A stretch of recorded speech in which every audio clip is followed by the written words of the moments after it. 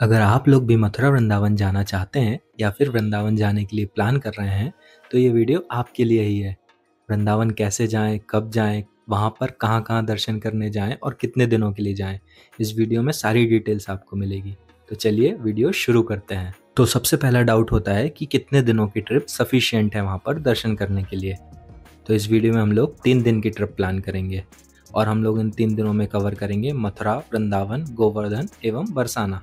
तो चलिए अब हम लोग बात करते हैं कि मथुरा वृंदावन कैसे पहुंचा जाए। तो अगर आप लोग ट्रेन से आना चाहते हैं तो नियरेस्ट रेलवे स्टेशन है मथुरा जंक्शन, जो कि इंडिया के हर स्टेशन से काफ़ी वेल कनेक्टेड है। इसके अलावा अगर आप लोग बाय फ्लाइट आना चाहते हैं तो मथुरा से नियरेस्ट एयरपोर्ट आगरा एयरपोर्ट है, जो कि मथुरा से लगभग 60 किलोमीटर दूर है। इसके अलावा आप लोग दिल्ली एयरपोर्ट से भी आ सकते हैं, जिसकी दूरी मथुरा से लगभग 170 किलोमीटर है। बाय फ्लाइट आने के बाद आपको वहाँ से ईजिली कोई भी बस या फिर कैब मथुरा तक के लिए मिल जाएगी। तो चलिए बुक कीजिए अपनी सिटी से मथुरा जंक्शन तक की नाइट की ट्रेन टिकट्स और निकल जाइए मथुरा जंक्शन के लिए। सुबह होते तक पहुँच जाइए मथुरा जंक्शन पर। मथुरा जंक्शन पहुँचने के बाद बाहर से आपको ईजिली ऑटो या फिर कैब मिल जाएगी। तो आपको यहाँ से बुक करना है ऑटो या कैब, जितने भी आप लोग हैं उस हिसाब से, और मॉर्निंग में ही पहुँच जाना है गोवर्धन, जो कि मथुरा से है सिर्फ 25 किलोमीटर की दूरी पर। गोवर्धन पहुंचने के बाद आपको दान घाटी मंदिर के आसपास या तो फिर बस स्टैंड के आसपास एकता सेवा सदन या फिर अन्य किसी भी सेवा सदन में रूम लेना है। वहां पर आपको एसी एवं नॉन एसी रूम 800 से 1000 रुपये में इजीली मिल जाएंगे। अब चेक इन करने के बाद फ्रेश होकर निकल जाइए दान घाटी मंदिर की ओर। तो दान घाटी मंदिर पर दर्शन करने के बाद हम लोग स्टार्ट करेंगे अपनी गोवर्धन नाथ की परिक्रमा। अब देखो, गोवर्धन नाथ की परिक्रमा 2 टाइप से हो सकती है, पैदल या फिर ई रिक्शा से। यह आपके ऊपर है, बट इफ़ पॉसिबल पैदल परिक्रमा प्रेफर कीजिएगा। इसमें आप लोग अच्छे से हर मोमेंट को फील कर पाएंगे। और अगर आप लोग रिक्शा से परिक्रमा करना चाहते हैं तो ई रिक्शा भी आपको दान घाटी से ही मिल जाएगा। ई रिक्शा का किराया लगभग 100 रुपये पर पर्सन का होता है, जो कि आपको पूरी परिक्रमा दर्शन कराते हुए करवाता है। अगर आप रिक्शा से परिक्रमा करते हैं तो 2 घंटे में, और पैदल परिक्रमा करते हैं तो 6 से 7 घंटे में पूरी 21 किलोमीटर की परिक्रमा हो जाती है। तो अब देखो, गोवर्धन नाथ की परिक्रमा में कौन कौन से मंदिर पड़ते हैं और कहाँ कहाँ पर आपको दर्शन करना है। तो दान घाटी मंदिर से परिक्रमा स्टार्ट करेंगे। उसके बाद जब हम आगे बढ़ेंगे तो सबसे पहला पड़ाव पड़ेगा पूचरी का लौठा। पूचरी का लौठा मंदिर में दर्शन करने के बाद जब हम आगे बढ़ते हैं तो हमें दर्शन होते हैं गोवर्धन नाथ के मुख यानी कि मुखारविंद मंदिर के, जो कि जत्तीपुरा में पड़ता है। मुखारविंद पर दूध चढ़ाकर जब हम लोग आगे बढ़ते हैं तो अब हमें दर्शन होते हैं उद्धव कुंड के। उद्धव कुंड में आचमन करने के बाद आगे बढ़ने पर दर्शन होते हैं राधा कुंड एवं कृष्ण कुंड के। यहाँ पर आचमन करने के बाद जब हम आगे बढ़ते हैं तो अब हमें दर्शन हो रहे हैं खूबसूरत कुसुम सरोवर के। कुसुम सरोवर से दर्शन करने के बाद अंतिम पड़ाव होता है मानसी गंगा, जहाँ पर स्नान करने के बाद हम आगे बढ़ते हैं और अंत में हम लोग पहुँच जाते हैं दान घाटी मंदिर पर, जहाँ पर हमारी परिक्रमा पूर्ण हो जाती है। संपूर्ण गोवर्धन परिक्रमा की डिटेल्ड वीडियो की लिंक डिस्क्रिप्शन में दी गई है, एक बार वो वीडियो जरूर देखें। अब परिक्रमा संपूर्ण होने के बाद दान घाटी के पास बहुत सारी होटल्स हैं, जहाँ पर आप लोग लंच कीजिए और उसके बाद अपने रूम पर जाकर रेस्ट कीजिए। अब शाम के टाइम पर गोवर्धन से बुक कीजिए ऑटो या फिर कैब बरसाना के लिए। गोवर्धन से बरसाना ओनली 20 किलोमीटर्स है। ऑटो आपको 500 से 600 रुपये में गोवर्धन से मिल जाएगा, जो आपको वापस दर्शन कराकर गोवर्धन में ही ड्रॉप करेगा। अब इस ऑटो से पहुंच जाइए बरसाना राधा रानी टेम्पल के पास। तो अब देखो, राधा रानी टेम्पल पहाड़ी पर स्थित है, तो अगर आप लोग सीढ़ी से जाना चाहते हैं तो सीढ़ी से भी जा सकते हैं। इसके अलावा अब आप लोग रोपवे की हेल्प से भी ऊपर जा सकते हैं। तो अगर आप लोग जल्दी वापस आना चाहते हैं तो रोपवे की टिकट लीजिए और पहुंच जाइए रोपवे से मंदिर तक। रोपवे की राउंड ट्रिप की टिकट होती है 100 रुपये पर पर्सन। ऊपर पहुंचने के बाद मंदिर प्रांगण से प्रसाद लीजिए लाडली जू श्री राधा रानी को अर्पित करने के लिए।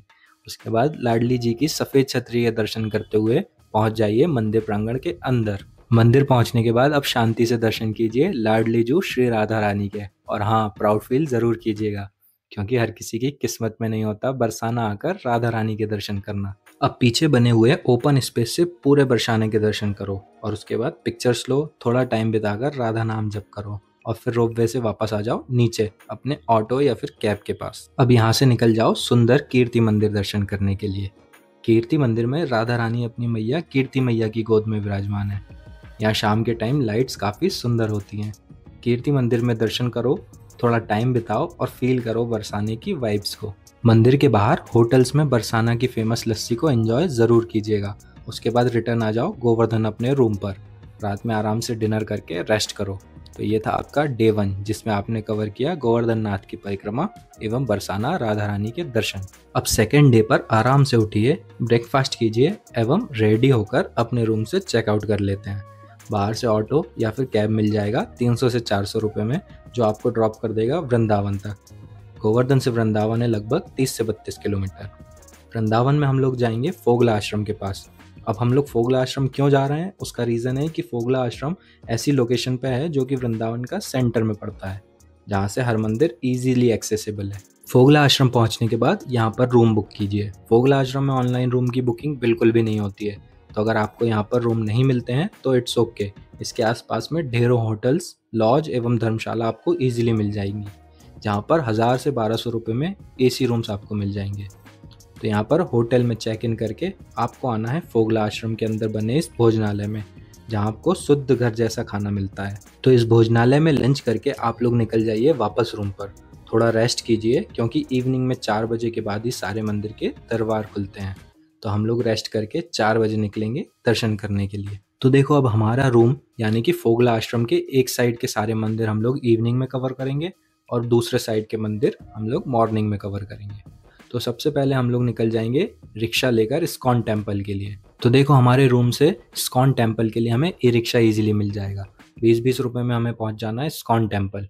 इस्कॉन टेम्पल पहुंचने के बाद हम लोग यहाँ पर दर्शन करेंगे, थोड़ा वक्त बिताएंगे और एंजॉय करेंगे वृंदावन की वाइब्स को। इस्कॉन मंदिर में दर्शन करने के बाद हम लोग पैदल मार्केट घूमते हुए निकल लेंगे प्रेम मंदिर की ओर, जो कि शाम होने के बाद और भी ज़्यादा सुंदर लगता है।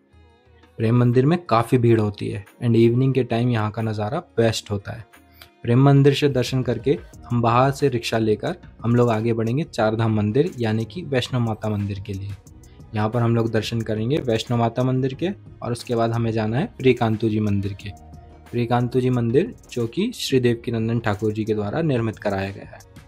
यहाँ से दर्शन करने के बाद हम लोग ई-रिक्शा लेंगे और वापस आ जाएंगे फोगला आश्रम पर, जहाँ पर हमारा रूम है। यहाँ पर हम सेम भोजनालय में रात का डिनर करेंगे और आकर रूम पर रेस्ट करेंगे। तो ये था हमारा डे 2।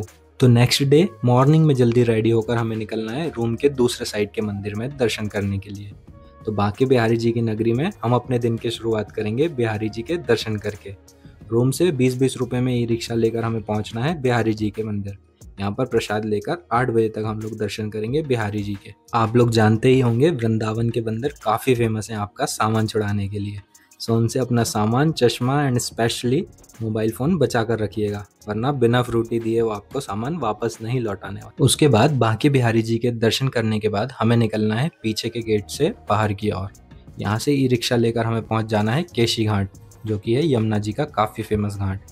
यहाँ यमुना जी के दर्शन करेंगे, उसके बाद आप लोग यहाँ पर बोटिंग भी कर सकते हैं और फिर यहाँ से हम लोग पैदल निकल जाएंगे निधिवन की। निधिवन वही स्थान है जहाँ आज भी हमारे राधा कृष्ण नित्य प्रति आते हैं और हमारे बांके बिहारी जी की प्रतिमा निधिवन के इसी कुंड से प्रकट हुई थी। निधिवन में दर्शन करने के बाद बाहर आकर आप लोग साइड में टेढ़े खंबे के मंदिर के दर्शन भी कर सकते हैं। बाहर आकर आप लोग वृंदावन की फेमस लस्सी एवं रबड़ी का आनंद लीजिए और उसके बाद मार्केट एक्सप्लोर करिए, शॉपिंग करिए और यहाँ से आप लोग आगे जा सकते हैं राधा वल्लभ मंदिर, राधा रमण मंदिर, वहाँ पर जाकर आप लोग दर्शन कर सकते हैं। इसके बाद पहुँच जाइए ई-रिक्शा लेकर वापस अपने रूम के पास। वहाँ जाकर लंच कीजिए और उसके बाद चेकआउट करके हमें निकलना है मथुरा के लिए। तो देखो, वृंदावन से मथुरा सिर्फ 12 किलोमीटर की दूरी पर है। यहाँ से आप कैब या फिर ऑटो भी कर सकते हैं। उसके बाद हमें पहुँच जाना है मथुरा।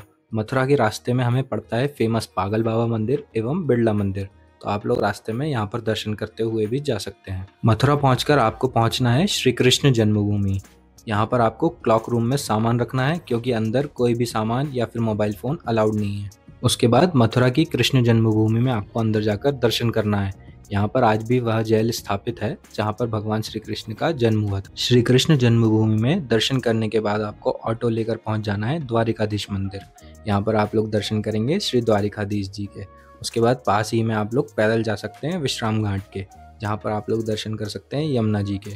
यहाँ से रात में डिनर करके हम लोग पहुंच जाएंगे वापस मथुरा जंक्शन के लिए, और यहाँ से हम अपनी नाइट में ट्रेन पकड़ के आ जाएंगे अपनी सिटी की ओर। तो ये था आपका डे 3, जिसमें आपने दर्शन करे वृंदावन के और साथ ही मथुरा कृष्ण जन्मभूमि के। तो इस तरह से आप लोग सिर्फ 3 दिनों में मथुरा, वृंदावन, बरसाना एवं गोवर्धन के फेमस मंदिरों को एक्सप्लोर कर सकते। सारे मंदिरों की डिटेल्ड वीडियो की लिंक डिस्क्रिप्शन में दी गई है, एक बार जरूर देखें वो वीडियोस। और अगर वीडियो पसंद आया हो तो वीडियो को लाइक करें, शेयर करें और चैनल को सब्सक्राइब करना बिल्कुल भी ना भूलें। कमेंट्स में ज़रूर बताएं कैसा लगा आपको ये वीडियो।